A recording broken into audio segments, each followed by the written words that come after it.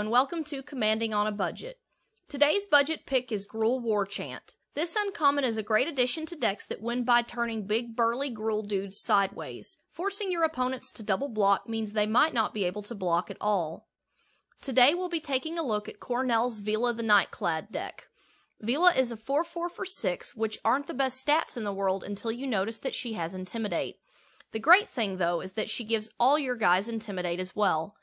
That means that Vela is a good general for decks that want to make creatures deal combat damage. She also makes your opponents take 1 when creatures leave the battlefield, no matter how they leave. This deck likes to bounce both its own creatures and its opponents.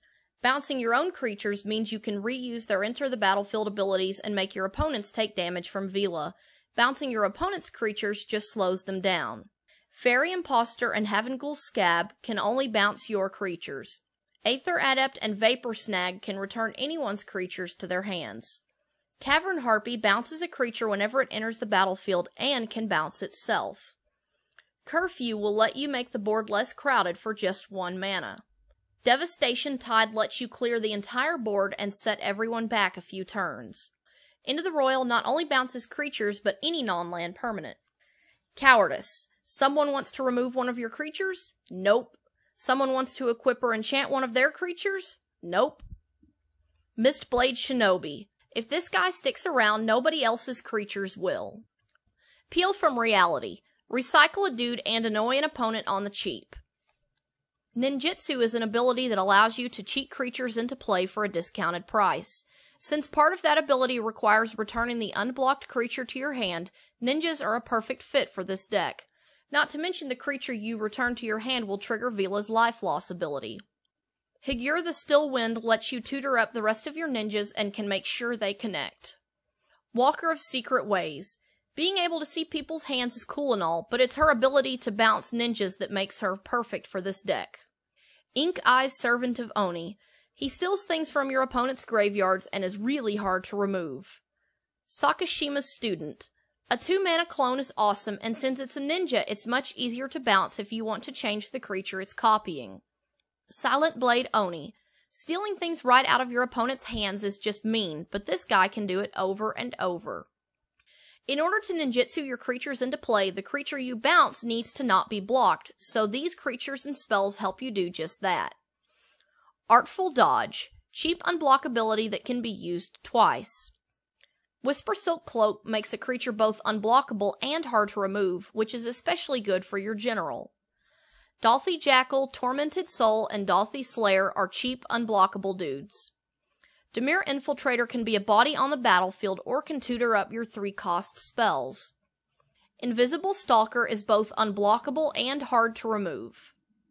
This deck bounces its creatures so much that you need little graveyard recursion, but a little bit certainly doesn't hurt. Archaeomancer lets you get back your removal, counters, and bounce spells. Cadaver Imp, a cheap way to get creatures back, and he has flying and is thus harder to block. Haunted Crossroads is an enchantment version of Volrath's Stronghold without the price tag. Phyrexian Reclamation. 2 life and 2 mana are cheap when it's for a recursion source that doesn't replace draws and can be done at any time. You don't have enough creatures or removal to battle a deck that's constantly bringing stuff back. Rexiel the Risen Deep. He's hard to block, and how else is this deck going to cast a Damnation? Skull Snatcher, a beater that clears out graveyards quickly. Suffer the Past. Playing this card in response to someone's reanimation spell always feels good. Withered Wretch lets you exile as many cards as you have mana for. Nezumi Grave Robber. Once you've cleared out someone's graveyard, you can flip this guy to Night Eyes the Desecrator and steal all sorts of cool creatures. Nihil Spellbomb. Graveyard removal and a cantrip. Vile Rebirth only hits 1 creature card, but gives you a body too. There aren't a lot of discard creatures in this deck because all it takes is playing the same one over and over to eat people's hands. Liliana's Spectre and Cackling Fiend make everyone discard when they enter the battlefield. Okiba Gang Shinobi. Your opponents will regret not blocking when you ninjutsu this guy in and they lose a chunk of their hand. Doomsday Spectre. Not only is he a specter, he also bounces something. Your deck is a bunch of tiny dudes, so there are some big beaters and spells you need to keep from resolving. Negate counters wraths and instant speed spot removal. Fairy Trickery and Dissipate counter cards and remove them permanently. Familiar's Ruse. The drawback of this cheap counterspell is that it bounces a creature. Voidmage Husher stops all those powerful abilities and bounces itself. Big creatures are fun to bounce and you have a lot of evasion, but sometimes it's easier to just kill them. Dark Hatchling. He's a bit expensive but is a decently sized flyer who can also hit artifact creatures. Murder, Victim of Night, and Go for the Throat are cheap black removal spells. Geth's Verdict and Gatekeeper of Malakir can take care of indestructible creatures. Necrotal and Shriekmaw kill something when they enter the battlefield. Spin into Myth tucks big creatures and generals. Throat Slitter kills creatures over and over. He's just begging for a Whisper Silk Cloak. Bouncing creatures to reuse their abilities will help keep your hand full, but drawing more cards will help too. Sign in Blood is a cheap one-shot draw spell. Scroll Thief and Thieving Magpie draw cards when they connect. Phyrexian Rager, a 2/2 and a card for 3 mana is quite a bargain. Ninja of the Deep Hours. Sneak this guy in to draw a card and keep drawing cards. Tandem Lookout lets himself and another creature draw cards when they connect. Muldrifter. Divination or Divination and a body, whichever you need. Cathari Remnant gets a second spell for free when it enters the battlefield and is hard to remove. The lands. Dimir Aqueduct, Dimir Guildgate, Ghost Quarter, Jwar Al Refuge, Terramorphic Expanse, Evolving Wilds, and 16 islands and 14 swamps. Now for the non-budget acquisitions.